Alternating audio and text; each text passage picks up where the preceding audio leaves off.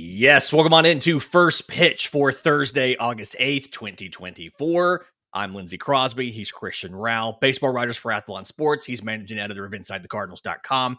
And what a day of games in Major League Baseball on Wednesday. And I want to start off with the Kansas City Royals, right? They beat Boston 8-4, powered not entirely, but significantly by Bobby Witt Jr., right? Goes 3 for 4, hits a double, 2 home runs, 4 RBI. He single-handedly ties Boston on runs scored, and his team takes care of the rest.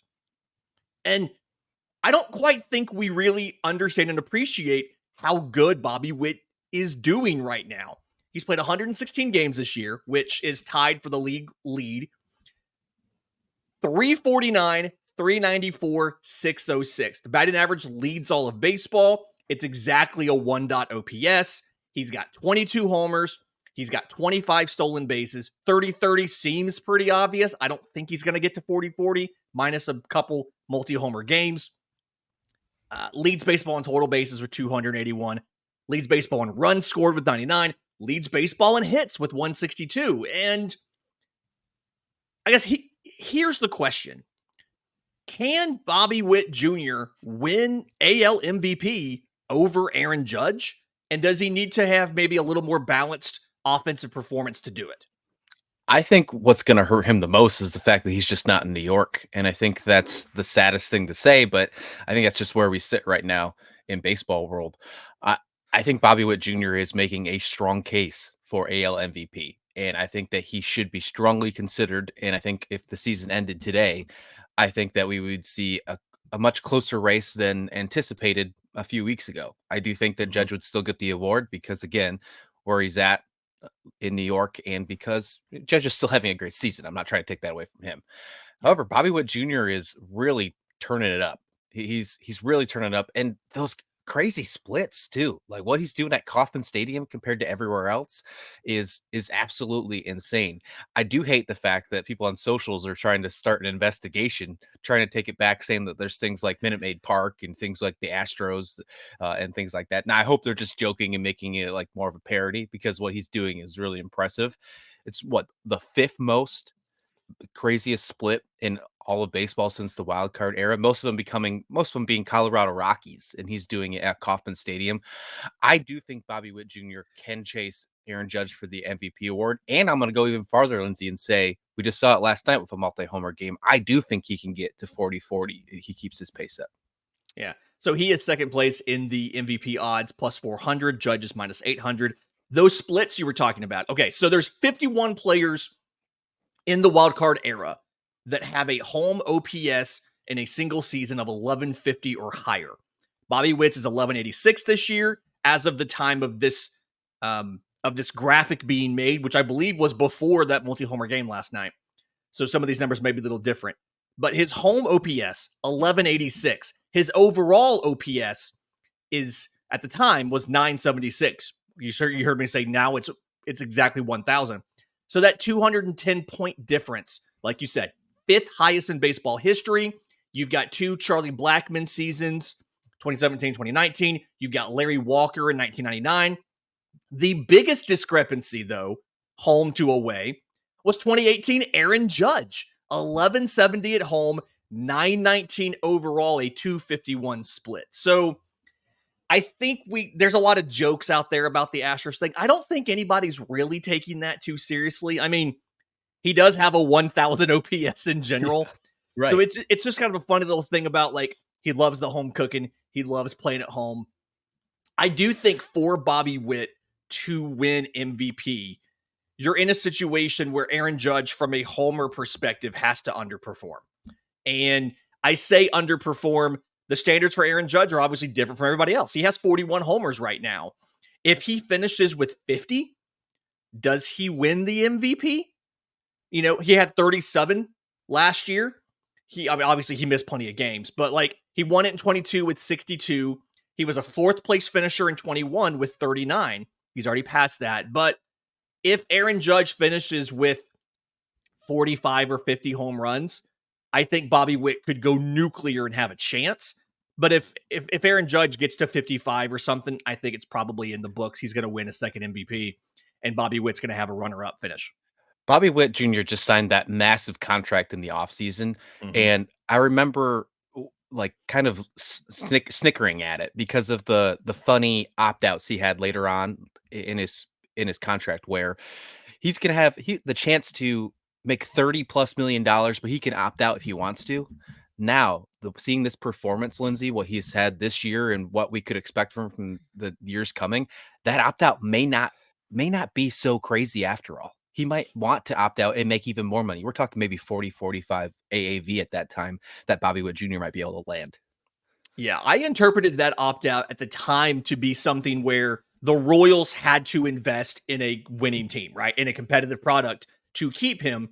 And now he may legitimately make a case to be one of the 3 best players in baseball by the time that contract gets to an opt-out. So absolutely wild there. All right. Let's stay in the American League. Let's stay in the AL East for a minute. We talked about Aaron Judge, obviously, so I'll use that to segue here.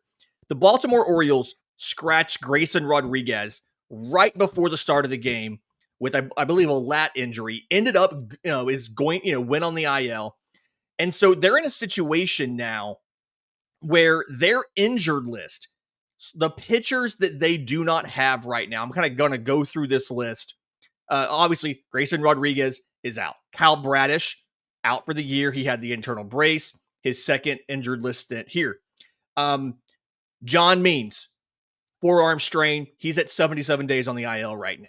Reliever Felix Bautista, Tommy John surgery. He's not coming back. Tyler Wells, elbow inflammation. He's been out for 100 and something days. Danny Colon. Dean Kramer missed over a month, almost a month and a half with a tricep strain. Jacob Webb is out right now with elbow inflammation. It's only been like 4 or 5 days. Do the Orioles still have the pitchers to stay in the AL East chase? Do they still have the arms? I think so, actually. Even though you see this huge list of people that could probably beat the Chicago White Sox right now, I think that the Orioles still have a chance and still have what it takes to continue on, because that's what they're doing right now. They are tied with the New York Yankees for the lead of the American League East with all these injuries, which most of these injuries came earlier in the season as well. Never had Felix Bautista, never had Kyle Bradish, never really had John Means.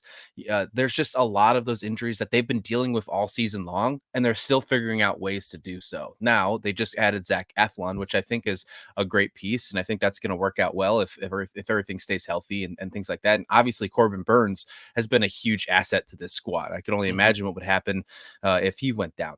Now, when you look at this entire 15-day IL, I guess I'll have to, or not 50-day IL, but this entire injured list. The biggest thing I'll have to say is this: not only do I think that they can stay in with the AL East race, imagine if this team was healthy. How big of a parity would this be? How many wins would they be at? Would they easily be the best team in the American League? Would they be on the pace to have more than 101 wins that they did last season? I think so. Yes. I think that this is more of a what could have been for the Orioles, not more of a their season's over because of this, unlike some other teams we might talk about later on in the show. Yeah. I feel like they can stay in the race because the bullpen got reinforcements. Obviously, Kimbrel's been shaky, but you went out and get Sir Anthony Dominguez. You get some pieces there for the bullpen. I think you have the starters for a regular season chase. Without Grayson Rodriguez, I have less faith than I did about the postseason, right? It's I think fair. Zach Eflin works out well as a number 3 in October. Trevor Rogers, Dean Kramer, you can use one of those guys in like a shorter thing in a game 4 if you have to play one. If you need a 4th starter, which you typically don't until you get into, a later round because of the off days and stuff. But Corbin Burns, Grayson Rodriguez, you feel really good about your matchups with almost anybody, that even if you're not better than them, you at least can hold your own in any sort of playoff series. But now Burns, Eflin, small step down for game 2, but I think a massive step down for game 3 where you're throwing a Trevor Rogers or a Dean Kramer. So I'll kind of hedge here. I think they can stay in the AL East chase. I don't know what their postseason success would look like. without Grayson Rodriguez. So that's how it feels like from now. And in retrospect, you kind of wish they had shot a little bit higher than Trevor Rogers as their final pitching piece at the deadline. Given what we obviously hindsight's 2020, but you kind of wish you had gotten somebody with a little more imposing swing and miss than a guy like Trevor Rogers. That's a really good point. And when you look at what the Dodgers paid for Jack Flaherty, it makes you wonder, the Orioles could have done that. There's no doubt about it, especially what they had the farm depth to do any deal they wanted to do. And what they gave up for Trevor Rogers, you almost think that might have been enough for Jack Flaherty in the case. So obviously I don't know what the Tigers GM and Mike Elias was talking about, but no, you're right. And that's a really perfect way to say it. The third pitcher in the playoffs is going to be an issue if Grayson Rodriguez is not ready to go. They are shutting him down. So that means that the 15-day IL will be longer than just 15 days. He's going to miss more than 2 or 3 starts. We're talking now that if he does come back, it's going to be probably for mid-September or for the postseason. So that's like the earliest we're probably going to get him back. Which means you're probably looking at a short leash kind of situation on him. Hey, get through the lineup once, maybe turn it over into a second time, give us 4 innings or something like that, because you may not have time to build back up before he goes out there. So I totally get it. Okay, let's stay in the American League today. The Cleveland Guardians, 5-game losing streak. They got swept in their doubleheader on Wednesday. They have another doubleheader on Friday, and this is a bad place to be for a pitching staff that just is hurting for starters right now. I mean, they've had a lot of issues. Obviously, they lost Shane Bieber very early in the season, but they haven't been able to get guys. Tristan McKenzie is in AAA because he's ERA over 5. Logan Allen, an ERA of over 5. Carlos Carrasco in the 3rd spot in the rotation. 37-year-old Carlos Carrasco has a 5.64. It really feels like this rotation's kind of been just held together by Tanner Bybee and Ben Lively. And so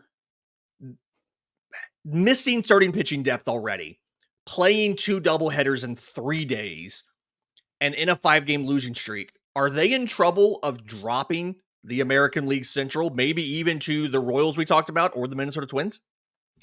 Yeah, I do think that it's a concern. I do think that they're kind of in the same boat as the Philadelphia Phillies were just last week, where the Phillies had a huge lead on the NL East. They went down on their losing skid, and they still had some room to go off of because they had such a nice span between 2nd and 3rd place.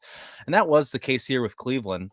Now they're on a 5-game losing streak, as you mentioned, but they still are 3.5 games up on the Minnesota Twins for the second place in the Central. But I don't think that is safe. When you look at this AL Central, especially, and I'm going to go back to the Kansas City Royals because we talked about it on yesterday's show. If any team is going to catch and win the Central, I think it's going to be the Kansas City Royals just based on what they've shown. And we're still a little shaky on how much the Twins can hold up and how they can continue. But when you look at these Guardians, 5-game losing streak, and then you got to go back into another doubleheader, like 4 games in 3 days.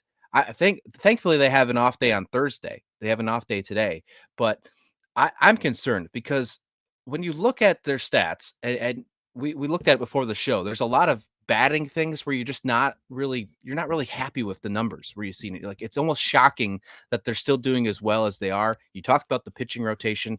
The bullpen is holding up really well. And I think that's what's really helping them stay in games is the bullpen is one of the best in baseball. It's been like the lowest ERA in baseball for a bullpen all season long.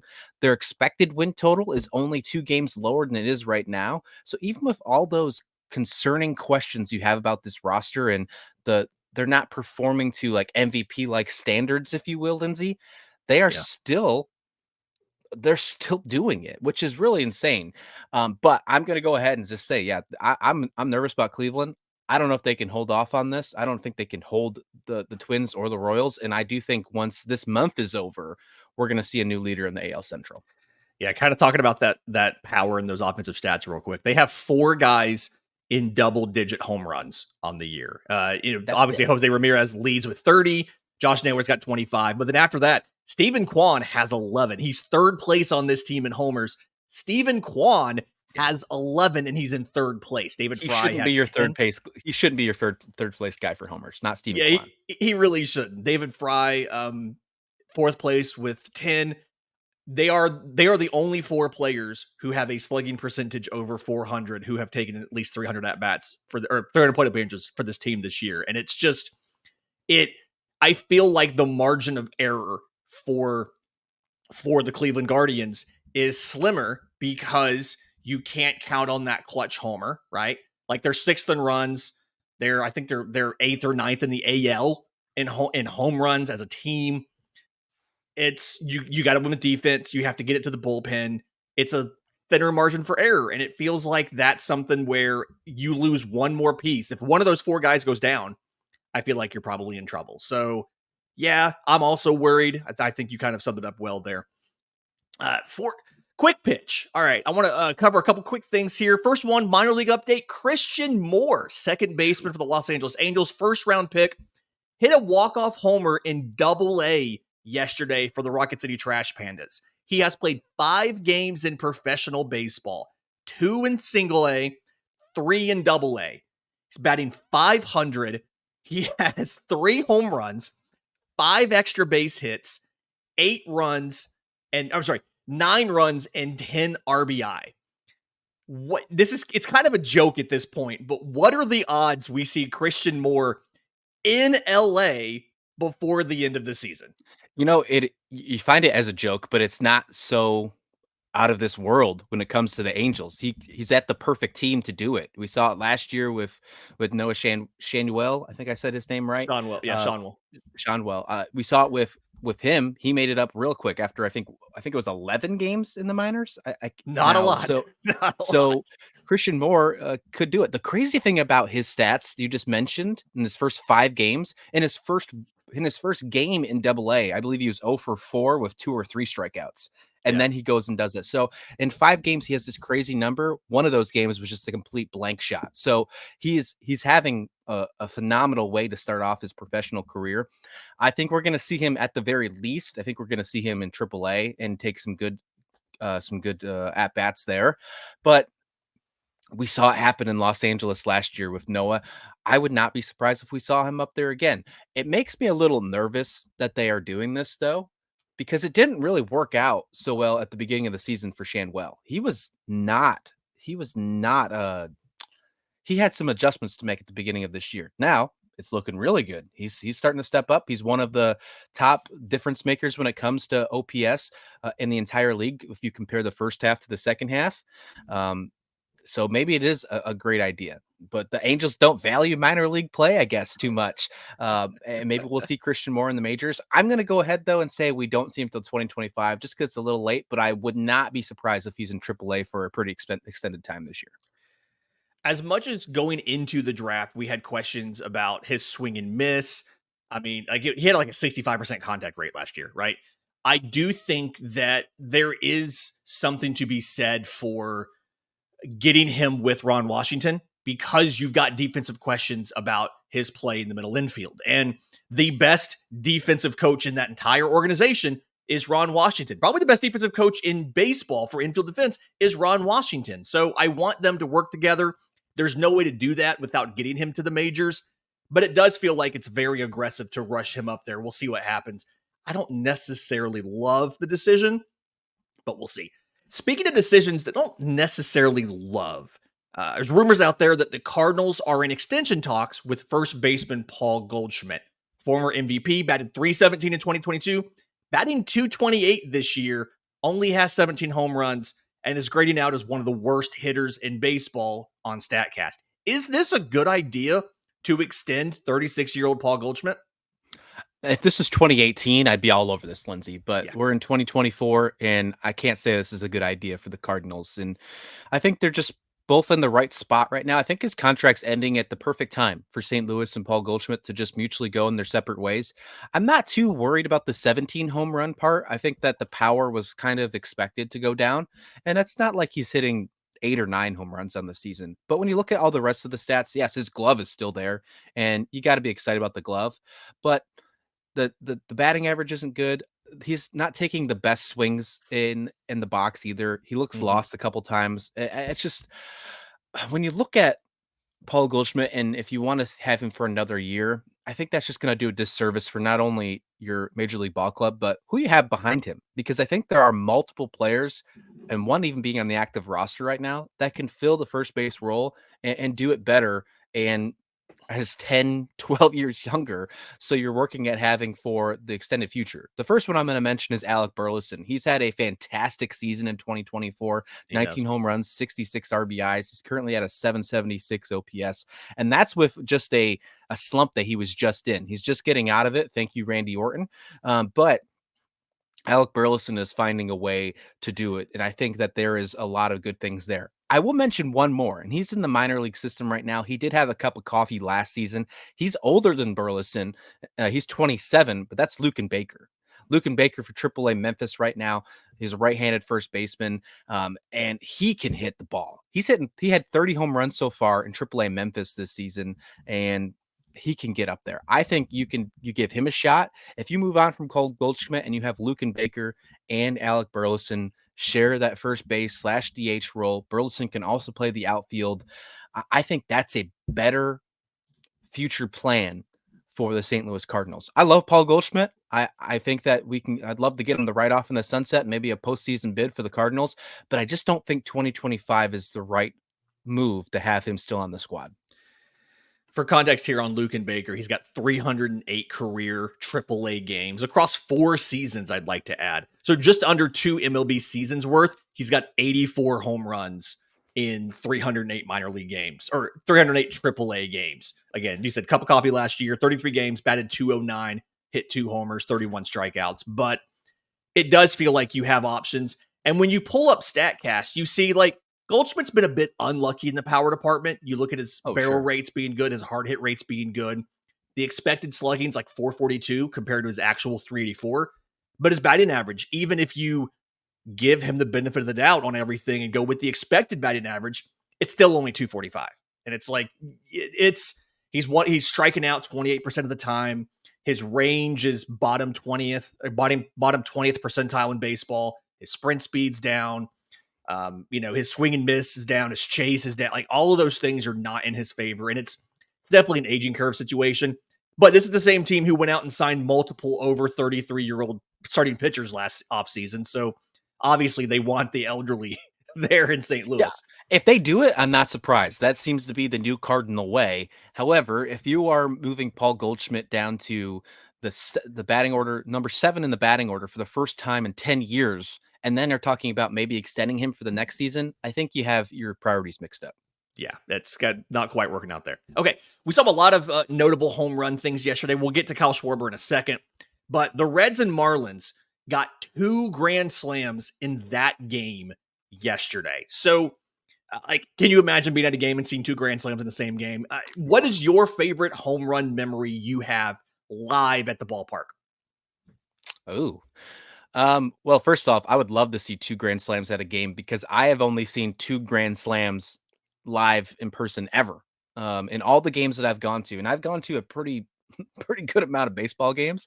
I've only seen 2 grand slams ever in my life. And I'll go back to saying that one of them being my favorite. One was Hunter Renfroe when he was still with the San Diego Padres, but the one that I just saw was this season, the home opener for the Angels. Logan O'Hoppe hit a grand slam against the Boston Red Sox, and that was pretty electric. So I'll say that one. That was probably my favorite memory, at least right now in recent memory. Logan O'Hoppe hitting a grand slam at the home opener this year. How about you? This is going to date me a little bit, but June 2008, I had just graduated from college. The girl I was dating at the time, as a surprise gift, took me to Mariners at Braves. We had the all-you-can-eat seats at Old Turner Field where you had to sit there and just all the hot dogs and hamburgers and popcorn and fries you wanted and stuff. Mark Teixeira, who had been acquired earlier that year in a trade, hit 3 home runs in one game in an 8-3 Braves win. It got to the point where after the second home run, like we were going to get up to get some more food. And we're like, well, wait, we have to wait for this at bat first because Mark Teixeira's hit 2 already. He could hit a third one. And in fact, he did hit a third one. So that was a pretty interesting Pretty interesting thing there. But speaking of 3 home runs, I teased it a second ago. Kyle Schwarber hit 3 home runs last night for the Philadelphia Phillies. They've got a series coming up against Arizona Diamondbacks. They were struggling after the All-Star break, hadn't won a series until now. They've now won a series. Is this still the team to beat in the National League? Or when Mookie Betts comes back for the Dodgers, do the Dodgers become the team to beat? Yeah, I mean, they just took care of business against the Dodgers in that series. So I'm going to have to say yes. I think they're getting hot at the right time. Now, I'm really excited to see what's going to happen with their next series coming up while they finish the West Coast trip against Arizona Diamondbacks, because although the Dodgers are, one of the teams that everybody thinks is the team to beat in the National League this season with all their ads and things like that, even without Mookie Betts right now, the hottest team in baseball is probably the 2 other teams in the National League West, the Padres and the Diamondbacks. So them going up against the Diamondbacks, who just has had some great success over the last 10 games. They're 8-2. They are 3 games back behind the Dodgers. I think that'll be more telling for the Phillies' future than what they just did with the Dodgers. So I'm going to keep saying yes. I think that the Phillies are still a team to beat, but if we ask this question in 3 or 4 more days, maybe when we get back here on Monday, might have a different answer based on what the Diamondbacks do to them. 4-game series against Arizona. In Arizona starts tonight at 9:40 Eastern, all the way through Sunday. And again, they're off on Monday. So when we talk on Monday, we'll have seen them against the reigning NL pennant winning Diamondbacks. All right, last thing real quick. Both that Dodgers game last night and the Braves game saw some ejections. Manager Brian Sinker gets ejected from the Braves game. First ejection of the season for him. Dave Roberts gets ejected in the Dodgers game. First ejection of the season for him. And both of these were on pretty egregiously bad ball strike calls. Like not necessarily arguing these things, but chirping from the dugout. They get thrown out. They come out and get their money's worth. Why are we still dealing with bad ball and strike calls in the year of our Lord 2024 when we have the challenge system in AAA and it works? Right. Exactly. I don't know if I can say it any better than that. I think that we need to get the challenge system going in Major League Baseball. And in this season alone, with everything that happened with Angel Hernandez at the beginning of the year, and now we're still seeing things going on. And you mentioned in the Braves game, you mentioned in the Dodgers game, and then we saw some stuff happen in the Yankees game a few days ago. We saw Kyle Gausman getting kicked out on the bench for things happening with the Blue Jays. So I have never been more pro ABS in my entire life than this season. I want the automatic ball strike system. And I hate to say it because I like the human error to an aspect, Lindsay. I kind of like the human error of the umpires sometimes. Like if the strike zone's a little off because he likes to call the outside or he likes to call inside, I kind of like that. I like that natural error. But this is just getting too egregious. I think we're getting to the spot where we like our stats more, we like our data more, and the human error has just worked itself out of the game. So I think it's time for ABS. Yeah. 2 things can be true at once. Umpiring as a whole has never been more accurate than it is now. And the mistakes have never been as more egregious as they have, or as visibly egregious as they are right now because of video replay, because of StatCast, Hawkeye, all of these different things. If you've never watched a AAA game with the challenge system, it is much better than the full automated balls and strikes. The full ABS system can't adjust to the flow of a game. Most umpires widen the zone in a blowout, right? They can keep the game moving. They do all that. ABS can't do that. But the challenge system, if you've never seen it, go watch a video of it. Either the batter, the pitcher, or the catcher can challenge a call from the umpire, a ball strike call, by tapping their helmet or their hat. And within 3-4 seconds, the ABS result is on the board. And if it was wrong, you overturn it, you keep moving. It's a great system. It's very quick and it solves these problems. Rob Manfred has said we probably wouldn't get it until 2026. I'm assuming it's because they have to find a way to keep the Umpires Association from complaining too much about it. Yeah, I mean, you have the catchers point down to the third base or first base umps and ask for check swings. What's the difference from actually, asking a computer to check ball and strike as well? So I don't see people were upset about the pitch clock. People were upset about the expanded bases a couple of years ago. That's not a concern anymore. I think that we've seen that it has in fact helped the game, Lindsay. I think something like this will also impact and help the game. We'll have a couple big heads, couple old heads being upset about it for about 3 days, and then they'll move on. But I think for the extended period, for the long-term success of the game, I think you need to add this in. Yeah. It's been another great episode of First Pitch. If you're watching on YouTube, do us a favor, like the video, subscribe to the show. Leave us a comment. It definitely does help a ton. If you're listening on audio, leave us a 5-star review on the podcast app of your choice. Helps folks find the show, and tell a friend about it. Until next time, this has been First Pitch.